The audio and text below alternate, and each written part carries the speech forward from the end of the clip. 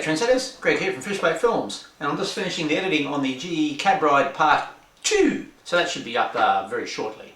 Now, a few of you have asked for a speed matching video, especially those of you who have watched the Tsunami Part 1 and Part 2 programming videos. So, yesterday, or should I say 2 days ago, got my first ever Intermountain Gevos, the first ever Intermountain Locos, a pair of ES44DC's Gevos, the last run of the last run, I should say, with the Tsunami Decoders, because you know I'm a Tsunami freak. So, we're going to program, or speed match I should say, this Intermountain to all my Katos up on the shed. And they run quite differently, the Intermountains to the Katos. I feel that their gearing is different, and I'll explain that why I think that up in the shed. So, without further ado, let's go up the shed and we'll see how we do it. Let's go. Okay, here we go. Still renovating the house. You know, layout first. Now, would you believe the other time we walked down this way was episode 1 Trendsetters, probably a year ago. And it was a crappy day as well. Trees have grown a bit more since then though. Remember Bruno the cat was down here? Yeah, he still comes and visits every now and then, lazy bastard. Some more trees there. Here we go. Now, I've got 2 Gevos. One of them is in the box that you just saw. The other one's been running in for a couple of days and it's had a few modifications already. So let's go and have a look. Now, where is it, Trendsetters? Ah, here we go. Handheld, unusual for me. There she is, running up the helix. Now, while we're sort of watching this, I'm quite happy with the lighting. I know they did some lighting improvements before they, you know, changed the series to put the lock sound in. I'm quite happy. The headlights are more than bright enough as far as I'm concerned. And the ditch lights are very bright. I've got them turned on at the moment. So I'm happy with that. There's no light bleed around the front like I've seen in some videos. So happy with that.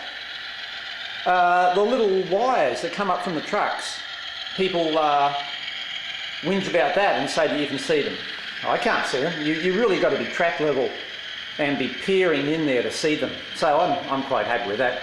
I mean, if they bloody piss you off, get a bit of black paint and paint them. It's a 5-second job.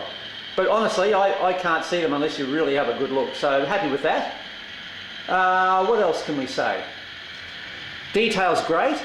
Probably a tiny bit better in some areas than the Katos. In other areas, probably not as good as the Katos. So, but I do like some of the finer details. The wire handrails are nice, the wire grab irons, I must say. So, yeah, overall, quite impressed, I must say. Okay, we've got our 3 locomotives set up here. Now we're using 3 for a reason, I'll explain it a bit later.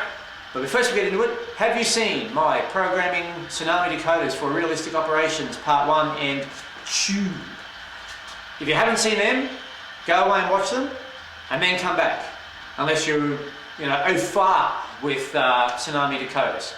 Because we'll be going through this pretty quickly, and if you don't understand what I'm talking about, you haven't programmed Tsunamis before, go and watch those 2 videos and then come back. It'll make life a lot easier. Okay, first thing, we're speed matching our Intermountain here with 2 Katos. Now the reason we use 2 is because it gives you a more even, it evens things out. If I programmed this loco with say this one and got it absolutely perfect, I could almost bet my left you know what that it's not going to be the same as this one. It'll be very, very close, but each locomotive, as I said before, has a slightly different characteristic. So once you've got 2 together that are running beautifully and you get them as close as you can, use those 2 as like a control pair, and then you speed match every loco to those 2. I've got a couple of control pairs that I use around the layout, and they're sort of like the standard. And if you have 2 together, then they will even out their speeds together. And then the one that you're speed matching, you're speed matching it to 2 instead of 1, if that makes any sense. That makes life a lot easier, believe me. I tried when I first started doing one locomotive and then you put another on, it's different, then you change and put it back, then you'd end up at the nut ward. So, okay, Now, first thing, the intermountain, as I said before, is geared higher. I'm pretty sure of it. Two reasons. One, it runs a hell of a lot faster than the Katos and the Atlas at the same speed setting, and like a lot faster. And two, it doesn't have the torque taking off anywhere near as good as the Katos or the Atlas. Now with them I can have their back EMF set to between about 80 and 90. Now remember I said on the setting up videos for the Tsunamis that on speed step 1 you want just enough back EMF to make the wheels just turn a little bit, just slip a little bit. And on the Katos and the Atlas I can get a tiny bit of wheel slip with the back EMF between around about 85, 75, 85, 90. The Intermountain has to be set at 160. So that's almost twice. Well, yeah, almost twice the amount of back EMF. So that means that the gearing for the Intermountain is higher. So instead of taking off in first gear like the Katos, it's trying to take off in second, so it needs more torque to take off, but then once it starts going, it's a lot quicker. So that's led to a few different changes, quite a bit. So let's get into it. Now, what I've done, I've set up an advanced consist with these 3 locomotives, and what I'm doing, I've got another cab set up just with the address, this locomotive addressed onto it. So I can use the one cab to control all 3, and then if I want to do any adjustments, I can use the other cab, which will let me do settings on this one, but it won't let me drive it because it's in a consist. So that way you don't have to use 2 controls to speed up and down all the time. So now I've done a rough setting, we've done some rough settings, and as I said before, all my settings, speed step 66 and 95, which is our maximum forward reverse speed I should say, is set to 70. Now it's set to 70 on nearly all my locos, the Katos and the Atlas. The Intermountain, because it's geared a bit higher, I've had to drop it down to 58 and then 55, and then it's now on 54, and it's reasonably close. These ones here, all the speed step 2, which is your start voltage, are set on 6. I've got the Intermountain set on 6, and we'll see what happens. Here we go. Yeah, see the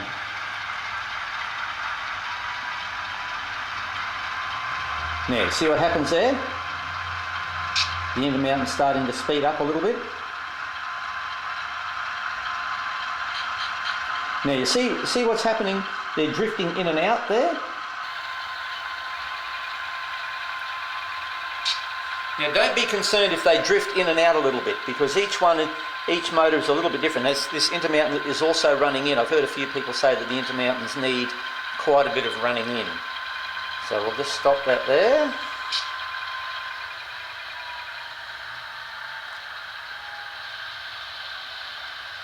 I'll try the other way. Now see how it took off? Now that's another thing. Some locomotives run better in forwards than they do in reverse. You can see that's bunched up now. That's on speed step 1. We'll go up to speed step 7. I like to go like in 1, 7, 14 and check the speeds there.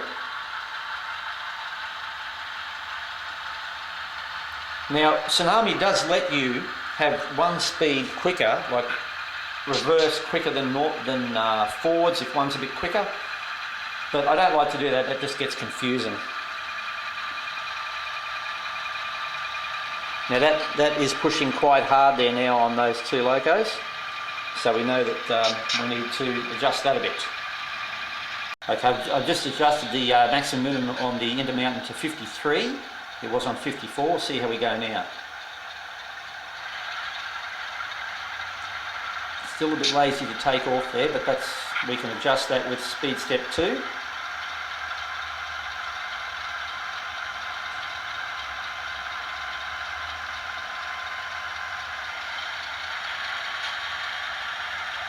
Now what I've found is different decoders accelerate at slightly different, I'm trying to do things at once here.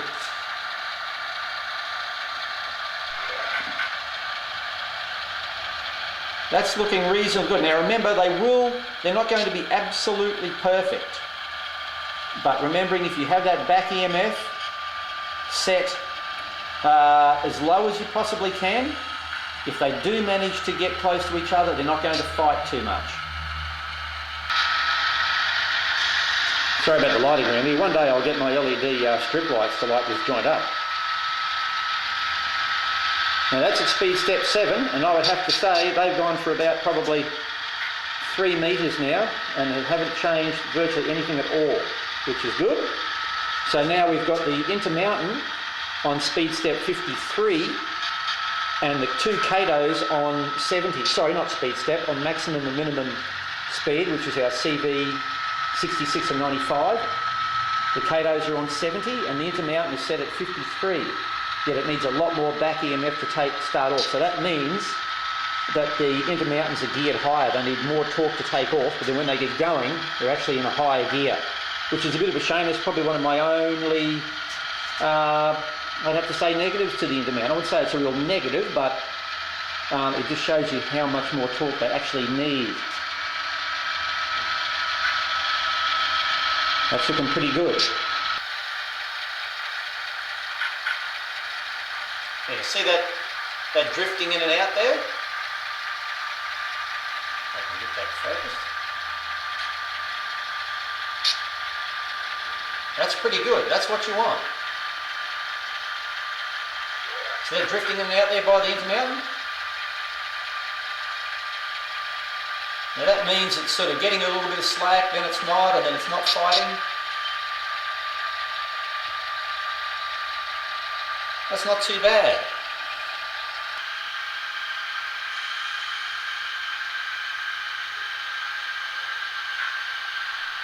Okay, that's at speed step 30 now. And that hasn't changed. I don't think that hasn't changed bugger all. Which is Australian for not very much. Now also remember I said if it goes a little bit quicker one way than the other, don't panic, because I can guarantee that if you adjust it to go one way quicker and fix that, it'll be different the other way. So get that back EMF down as low as you can, and then that really helps. Now this intermountain loco is definitely faster in forwards than it is reverse, but I'm going to leave that for a while, and then I shall run it in a bit more and see what happens. You see that's pushing a bit now, but I can pull it away and it doesn't really slam back into the other one, so that's not too bad. Also remember that if you've selected a speed curve, I use speed curve 10, CV25, which is a speed curve. I have that set to 10, which is the first speed curve that gives you slightly closer notches in the early stages, and then spreads them out a little bit as you go up the speed table. But if you're using different decoders, I would select a linear speed curve, so you're not trying to match speed curves as well. That's another thing. So because I'm using all Tsunamis, they're all set at the 1 speed curve. That's speed step, what is that speed step? 14.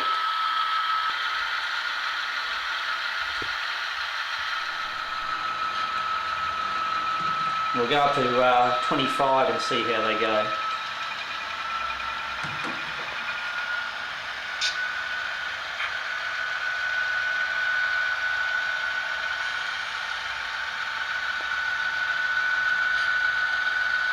That's looking pretty good to me. Okay, that's looking pretty good actually. So what have we learned? Number 1, back EMF, really important. As low as you can to have your wheels just slipping on speed step 1. What's that, CV212. CV10, which is your back EMF cutoff. As you accelerate, you want your back EMF to drop off, so the motor becomes more reliant on voltage than torque. So that way you have less of the back EMF effect, and even if your locos are out a little bit, they're not going to fight as much because you've lost that cruise control effect. Now, if you're finding it really hard to set the speeds, you can use the back EMF to fine trim the speed. So let's say you have it on 54 and it's too fast with one locomotive. You have it on 53, this is CV 6695, remember, and it's a little bit too slow. You can use your back EMF just slightly to give it a little bit more grunt to make it even more perfect. It's like a fine tune. You don't want to go too much with the back EMF, but if you can decrease it or increase it just a little bit to make those speeds even more a finer adjustment on them all. And secondly, just a lot of perseverance. And they're not going to be perfect all the time. Through every speed step, they're not going to be exactly the same. They're going to waver in and out a little bit. But on the whole, over the average, you can get it very, very close. And of course, you're pulling the train anyway, so they're all going to be tight, but you don't want them forcing each other up and down the track. Now, it's pretty hard to tell here, but I can get this loco here and sort of do it a little bit like that. Now, it looks like that's pulling a little bit hard there in reverse, a little bit, but it's not too bad because the back EMF is down, so, but I'm going to let that intermount and run in a little bit longer and do some more adjustments with it in the next couple of weeks.